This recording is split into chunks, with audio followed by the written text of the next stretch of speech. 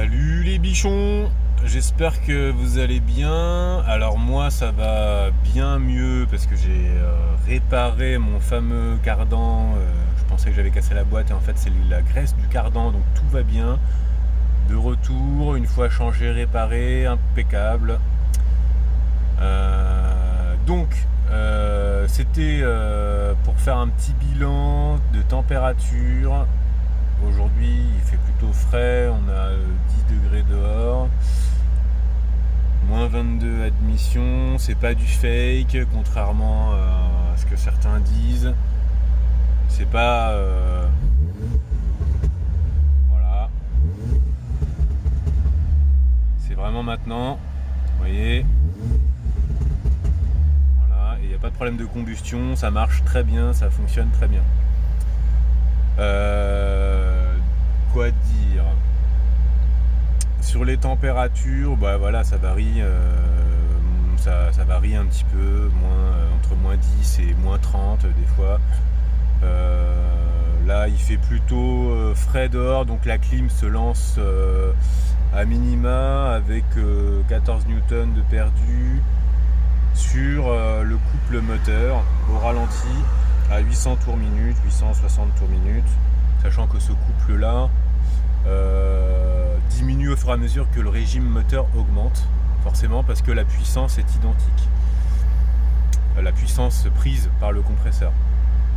Savoir que la puissance du compresseur se coupe complètement à demande de couple maximum par le conducteur. Donc en fait il n'y a pas de prise de puissance quand on réclame l'accélération maximale du véhicule. Donc on ne peut pas perdre de puissance à cause de la clim. Contrairement à ce qu'on pense, ça consomme plus parce que ça réclame de l'énergie dans des régimes standards, 3000 tours minute sur autoroute. Mais après si on réclame la puissance maximum du véhicule, la climatisation, l'écu dédie l'ensemble de la puissance moteur à la propulsion et non aux accessoires comme la climatisation. On est rarement tout le temps à fond, la pédale pied dedans quoi.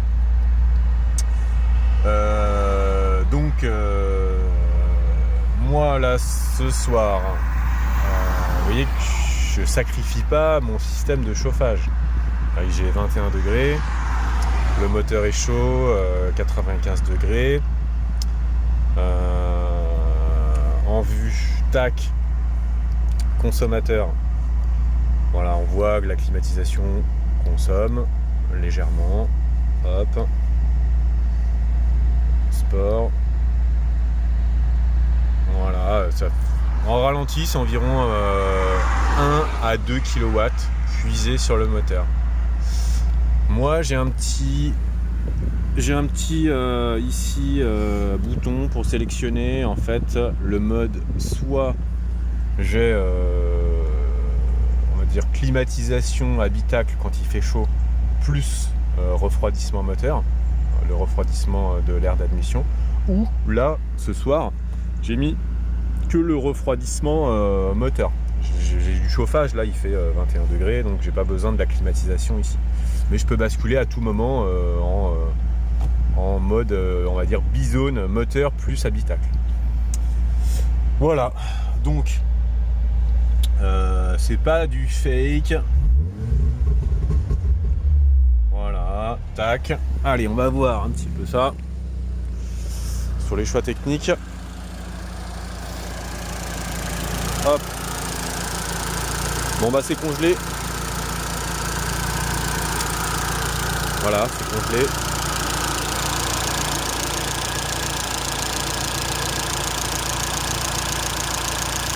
C'est pareil, c'est pas faux, hein. Et c'est pas que le capteur qui est congelé, c'est l'ensemble. Vous voyez la différence, la démarcation à l'arrivée d'air. Voilà.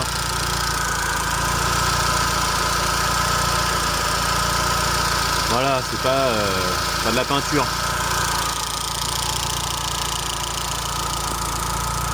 Alors juste on va éteindre pour s'entendre parler. Allez, on va voir ça.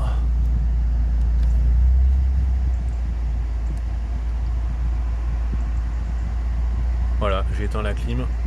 On est à 1 kW. Voilà, donc vous voyez, ça estime bien la puissance. Ah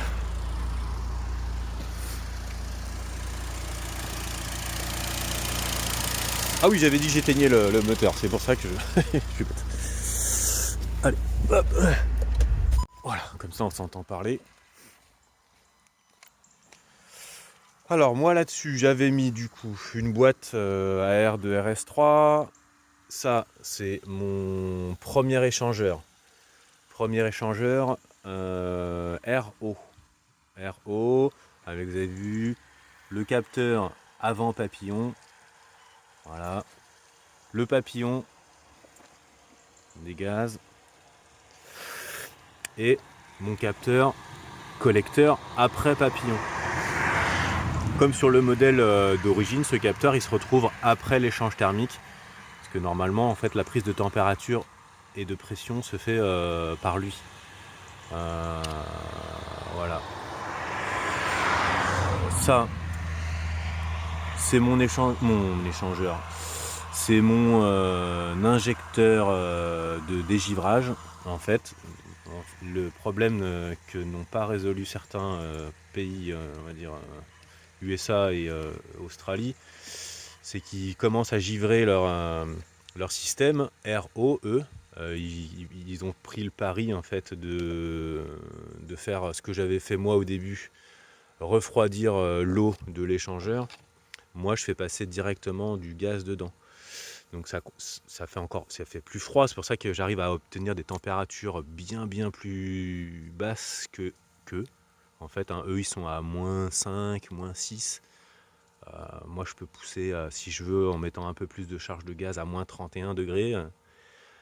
Le but étant de ne pas non plus bouffer la puissance complète au niveau du compresseur et de ne pas bouffer le compresseur de clim. Donc je pousse pas le système, je m'arrête à -20 quoi. C'est-à-dire, quand je roule -20, -25, c'est bien assez comme ça. Et c'est même bien peu pour certains. Mais faut bien que vous vous rendiez compte que je suis pas le seul à le faire. Si ça se fait aux États-Unis sur des big blocks. Ça se fait en Australie maintenant sur des big blocks aussi. Forced intake interchiller, là ils font ça là, c'est pas mal du tout. Ils ont des gros interchillers. Alors moi j'ai pas fait moi j'avais au départ un interchiller RO, enfin au gaz, pour mon collecteur qui était RO. En réalité, ça rajoutait beaucoup de liquide. Ça rajoutait 10 litres de liquide et il y avait une grosse inertie thermique. Il fallait lancer le système pendant longtemps. Grosse inertie thermique, il y avait du poids, des pompes en plus, etc. Et moi, comme je suis quand même à la recherche d'un bon compromis performance-poids, eh ben, j'ai décidé de me passer de ce système. Et de le mettre directement lui à gaz. Je fais tourner du gaz de climatisation directement dans l'échangeur thermique, cet échangeur thermique. Pourquoi j'arrive aussi à conserver ces températures? C'est parce que ce que n'ont fait personne jusqu'ici, c'est que j'ai un petit échangeur RO en amont de l'échangeur principal qui va lui, on va dire, descendre une première fois les températures d'air après compression turbo. C'est-à-dire qu'en fait, on va repartir d'une température à peu près ambiante, un tout petit peu, allez, comme un échangeur classique, 10 degrés, voire 15 degrés au-dessus de la température ambiante, par rapport enfin, après compression, ce qui est déjà pas mal. Donc j'ai un radiateur dédié pour lui, qui tourne en façade, un radiateur avec une pompe, qui m'évacue les calories en direct. On va dire, je retrouve, c'est comme si j'étais en aspiration atmosphérique quasiment, quoi, pour lui. Et lui, il va me refroidir de la température ambiante jusqu'à -20, -30, en choisissant le bon gaz et en choisissant la bonne pression. Ce qui va me donner, moi, ma température, ça va être mon mélange gazeux, mais aussi à quelle température, à quelle pression je décide de faire l'échange thermique. Plus la pression va être importante, plus la température d'évaporation va augmenter. Moins la pression sera importante et plus la température va être basse parce que la pression en fait elle est moins importante. C'est un changement d'état liquide à l'état gazeux. C'est le principe de toutes les frigos, les climatisations, etc. Quoi dire donc oui, en travaillant sur ce mélange gazeux, j'obtiens un peu ce que je veux. Mais sachant que si j'augmente beaucoup la pression, c'est-à-dire j'augmente la charge de gaz dans le système, j'augmente aussi sa puissance calorifique d'échange. C'est comme si c'est une inertie, c'est pareil, c'est comme si je mettais beaucoup d'eau pour faire une inertie de masse thermique.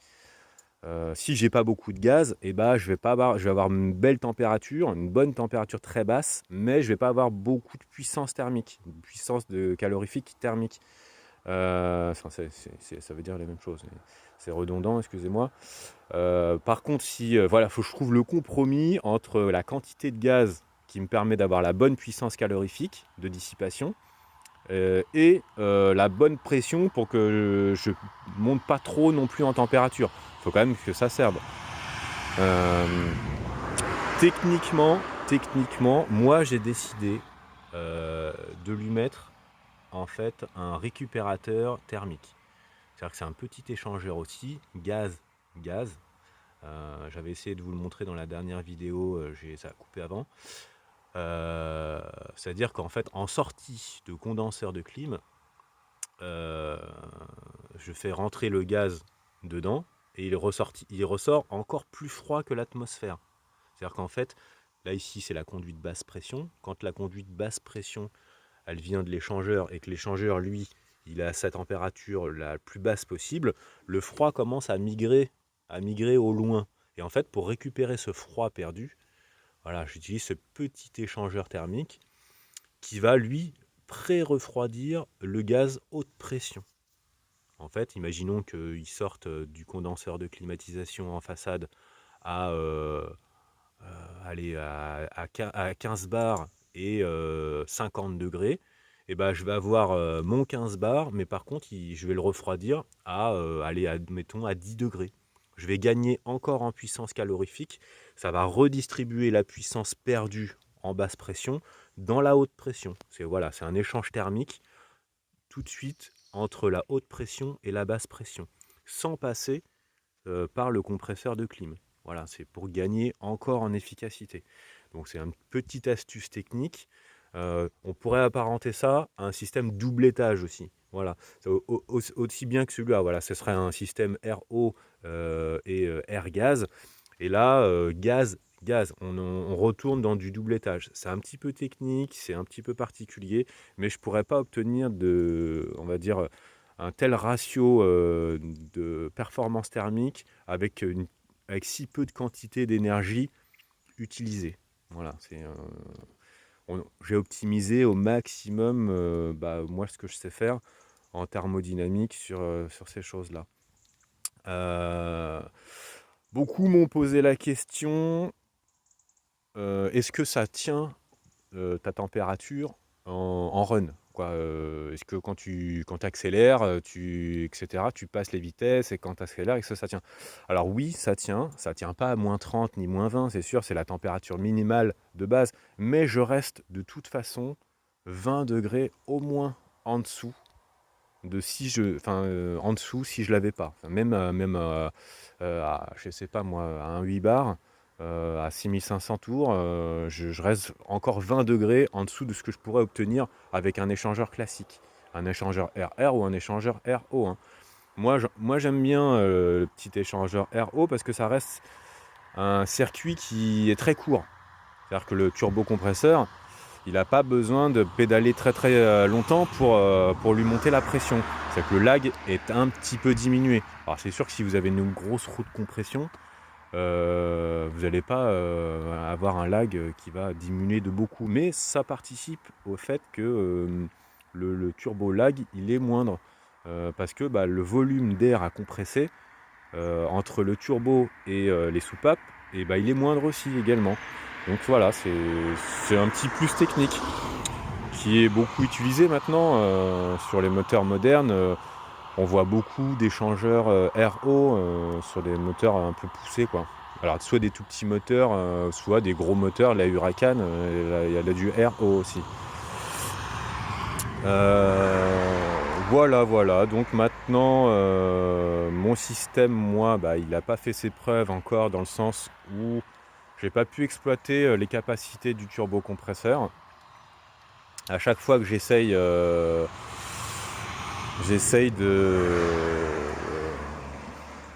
pousser le moteur, en fait, le papillon bride, c'est-à-dire que le moteur il est en excès d'air, vu que la cartographie n'a pas été refaite. C'est de ma faute, hein, j'ai pas eu le temps de voir mon petit génie druide, voilà, ma peur. Et du coup, moi en régime à partir de 3000-3500 tours, en fait, le papillon se ferme parce qu'il régule l'excès d'air qui ne peut pas faire autrement, en fait. Du coup, j'ai des performances en soi qui sont un peu meilleures, mais qui ne sont pas du tout à la hauteur de ce qu'on pourrait s'attendre avec des températures de -20 en admission. Le papillon referme exprès parce qu'il a trop d'air. On dépasse systématiquement les consignes de pression turbo et des consignes de débit massique d'air. À tel point qu'une fois sur deux, dans le système là, ce soir là, il fait 10 degrés. J'ai même pas besoin de mettre mon système cryo pour que je dépasse les débits massiques d'air prévus dans la cartographie. Et il met un EPC avec un code P0264, consigne de suralimentation dépassée. Donc c'est un petit peu une galère. Je ne peux pas vous montrer du coup les performances du système sur un 0 à 100 ou un 0 à 200. Parce que le papillon bride et dans le meilleur des cas, et dans le pire des cas, carrément, je suis en mode dégradé, quoi. Donc après en même temps c'est une sécu moteur et la carto est bien faite dans le sens où je conserve mon mode dégradé parce qu'il y a certaines cartos, les limites ont été enlevées et vous allez à la casse, quoi. Moi avec tout ce que je fais, tous mes délires, le moteur il est encore là, il tient bon. Et pourtant, je lui mets des trucs dans la gueule de fou, hein. Ouais, vous avez déjà vu la pompe de pression givrée, vous avez déjà vu tout givré, et puis ça tient, quoi. Ça tient. Donc à part mon cardan qui a voulu se faire la malle, mais bon, ça c'était un petit excès de couple, et pas de couple dans mon bras à moi pour le serrer, en fait. Voilà. Donc c'est ma faute. De toute façon, c'est toujours la faute du mécano, hein. Allez, je vais vous montrer quand même la tenue en température de ce que ça donne. On se retrouve sur une prochaine vidéo, j'espère, avec une petite montée en régime, température. On va faire 1, 2, 3, 4, 5, 6, et puis on va voir ce que ça donne. Allez, bis les chéris.